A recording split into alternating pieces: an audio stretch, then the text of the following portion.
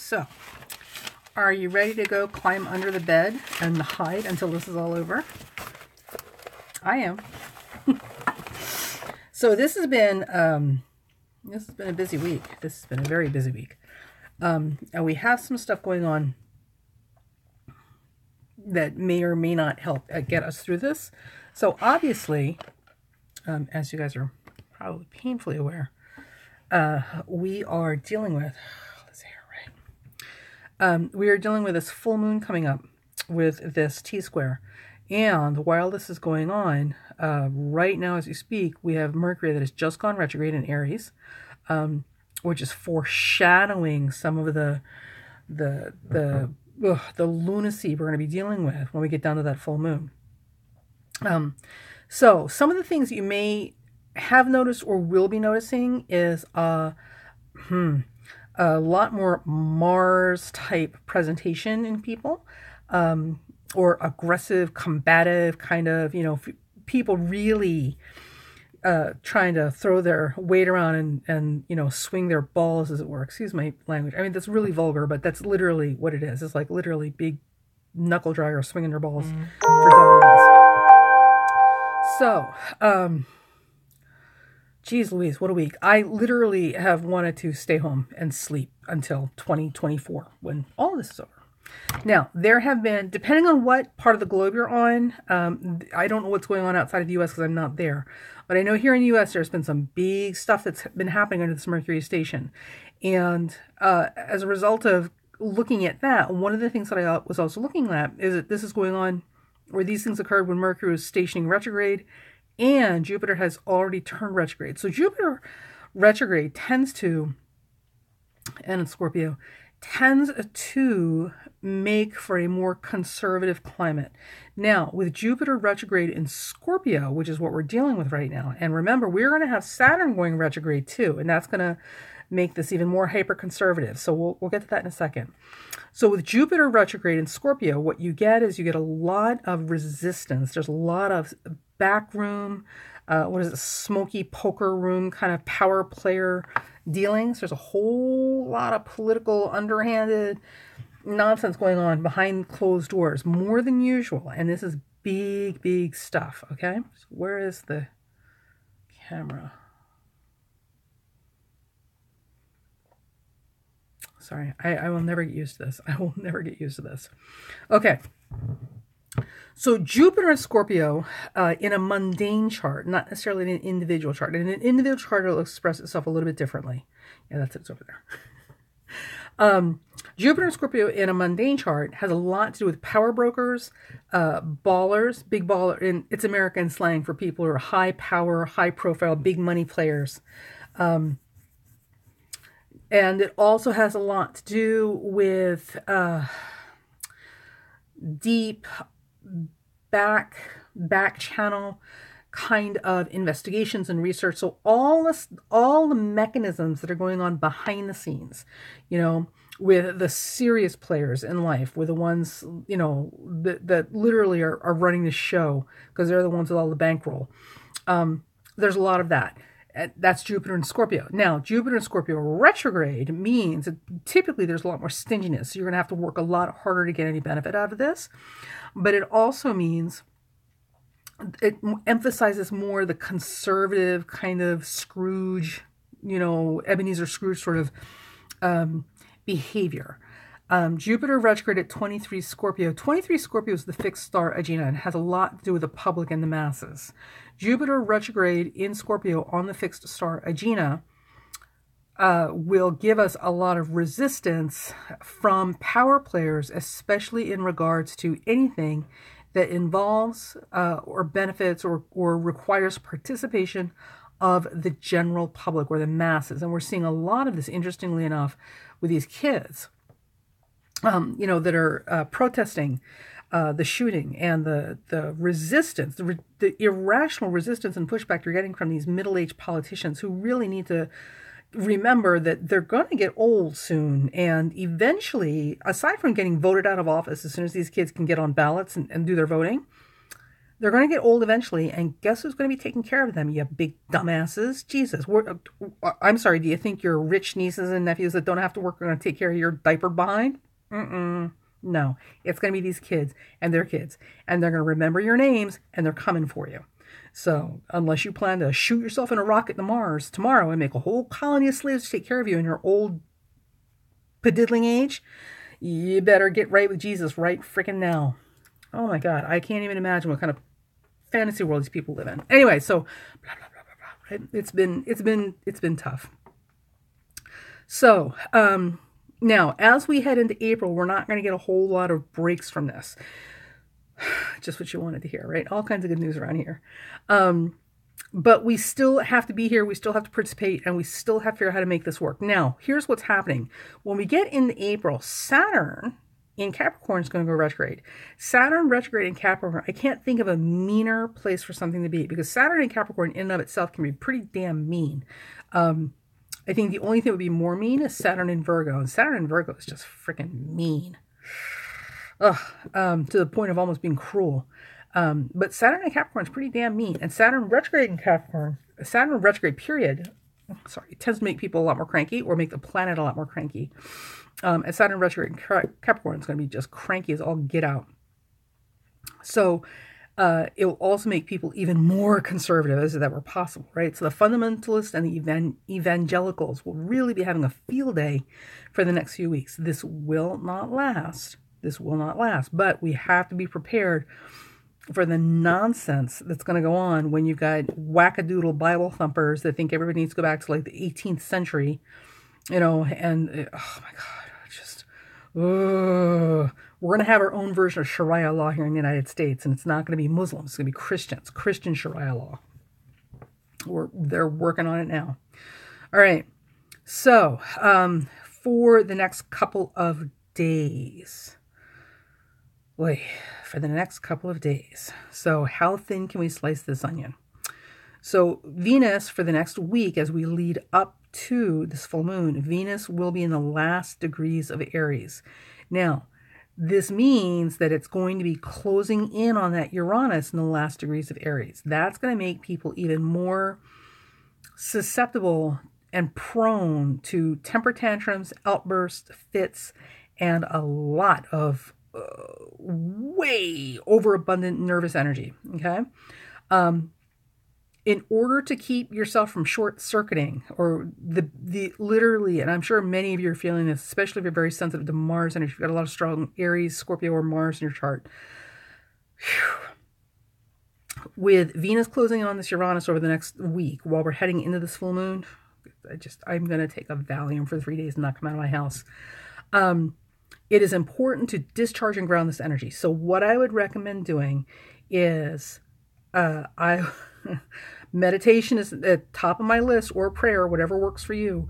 But also it's very important to do something physical. The thing with Uranian and Mercurial energy is it needs to be grounded. Same with Martian energy. So what we really want to do is find some way to physically ground this energy. So anything that involves physical exertion is very, very good. Don't overdo it. People are going to be more prone to accidents right now because of this Uranus involvement. But definitely find something where you can, put a lot of your energy in and discharge it that way. And that will help you keep yourself regulated and under control and less prone to hyper reactiveness, right? So people can be very overreactive to things, like as if people needed more excuses to overreact, right? There'll be a lot more of that. So the more we can regulate ourselves, the easier it's going to be to keep ourselves out of trouble. With Mars moving through those early degrees of Capricorn and approaching Saturn, slow, steady, and disciplined will always win the day.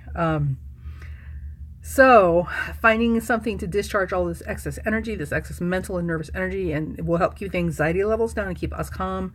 Mars and Saturn conjunct wants us to do it slow, steady, and planned. So anything that requires focus, and being very deliberate in what we're doing is an excellent, excellent thing to do right now. And unfortunately, these are malefics. So, and just so we're clear, this is the caveat. I am not saying this to encourage or recommend anybody do this, but just to illustrate what I'm talking about with this particular combination of malefics, because everything runs in cycles and seasons. Okay, so some things are beneficial for some things are beneficial for others. We don't always get love, light, rainbows, unicorns, and roses. It doesn't work like that. In this particular case, with this type of energy, the things that are favored are things like bombs, making bombs, serial killers, mass, operating at levels of mass calculated destruction. I'm such a happy person right now. I'm so sorry. Hi, Ohio.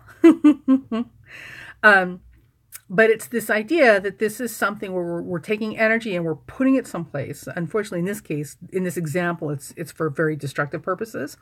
But it's a very calculated, planned, methodical, thorough, focused kind of approach. Now, you can take that same energy and it doesn't have to, here we go again. It does not have to involve the destruction of life. You can use this energy to destroy or dismantle things that need to be moved out of the way. So demolition projects, literally tearing up the yard so you can plant new sod or a garden, clearing the woods so you can have new growth come up. Anything that involves stripping away and decimating something to get it out of the way is also favored under these aspects for the next week. So for those of you who have yard projects that you want to work on, or house projects, or purging that you want to do, this is the time to get in and do it. Physically exertive. Well, we got to find a way to work with this energy because this is some stuff. Physically exertive, purging, discharging, right? So if we have to blow something up to work with this energy, let's blow up something like the parts of the yard that need to be torn up anyway, so we can put better things in there. This is what we have to work with. Oh my gosh. All right, so now Neptune remains in Pisces, which can be a good thing, cannot be a good thing, depending on how you're looking at it. Let's see, it's too wide to reach that Jupiter. Neptune's just kind of hanging out there. Not really helping us, is it?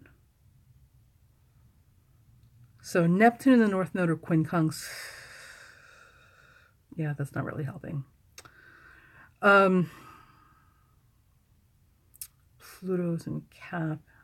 Right, and then Pluto's involved in all this. Because Venus and Uranus will be squaring that Pluto. Yay. All right, well, I'm trying to see, we astrologers, we're not perfect.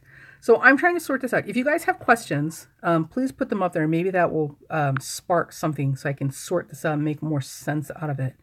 Because I'm trying to figure out how to work with this energy too, because it's been really wreaking havoc, and we only have a few days, literally 6 or 7 days, and then we're going to start seeing the big show,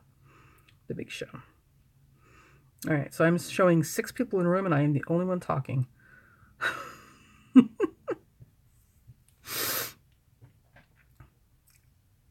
There we go.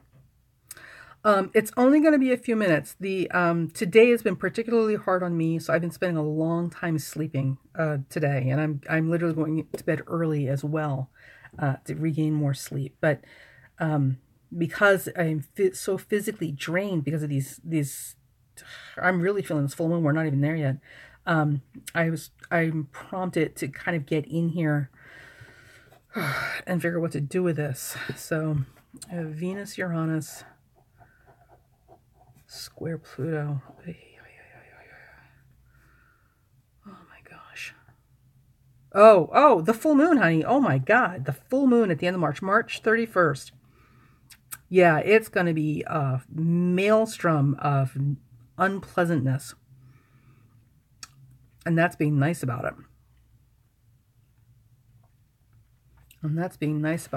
So this week leading up to the full moon, the thing that we want to be on the lookout for and be very mindful of, Venus is closing in on that Uranus, right? Which is, that's a whole set of problems by itself. And at the same time, it's going to square Pluto. So here are some things that we can expect. definitely to have to deal with in our own relationships and certainly out in the world. So Venus and Uranus has a lot to do with independence and freedom and self-expression and having the right and desire and will to be yourself. I am that. Those are the keywords for Aries.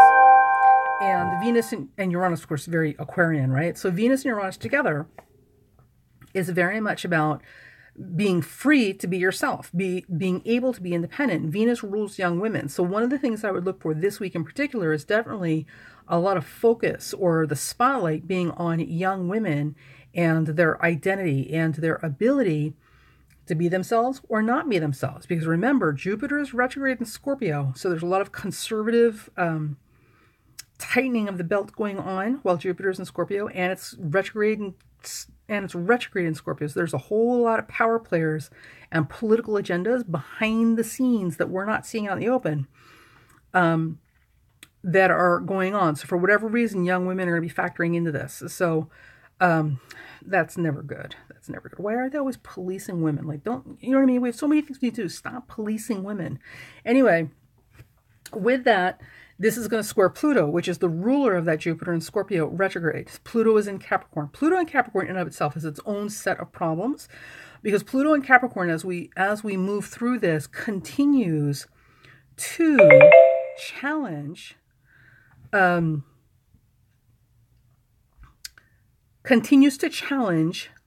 our definition of traditional family values and conservative things. And so this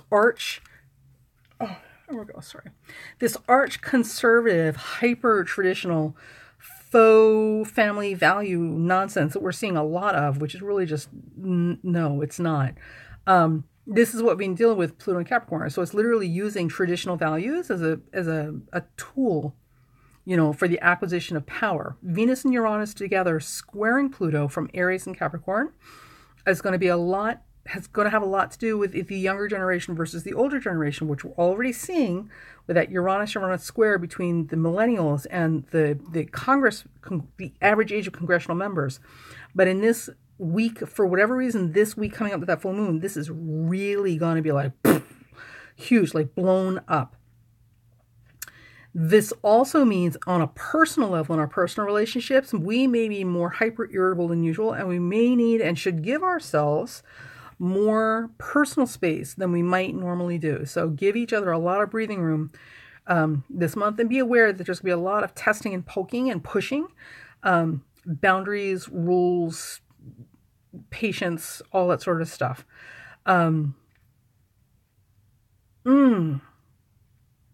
And there's going to be a lot of conflicting desires between wanting to be very, very independent and be on your own and being in a relationship where it's secure and committed.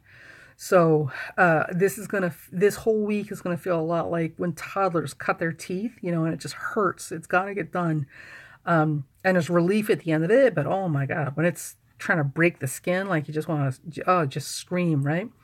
So we're going to get a lot of that. So watch this week leading up to this full moon.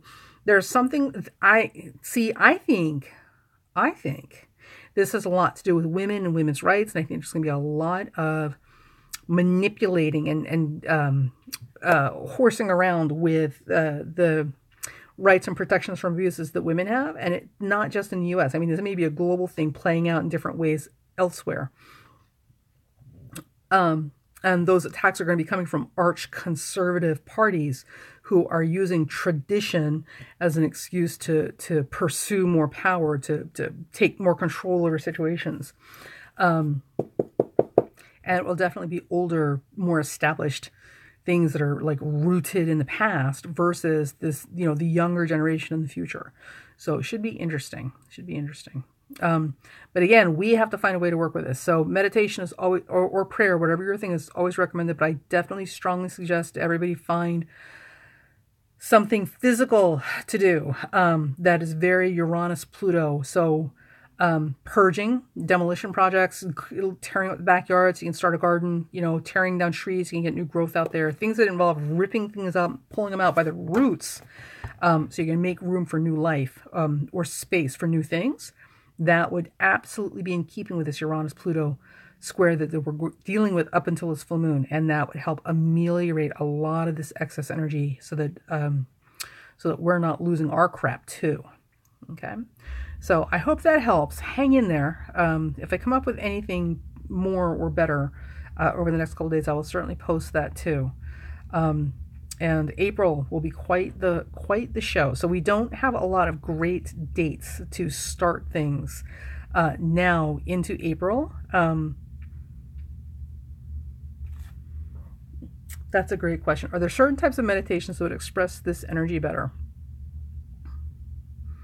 Maybe, I don't know. So the thing about it is, the first thing that comes to mind in this particular case is something like, oh, God knows, oh my God, yeah, go plant things. Go dig up the soil and plant things. Like, turn the soil over. Like, really get in there, like, and tear things up for the specific purpose of making new growth, right? Or making more space.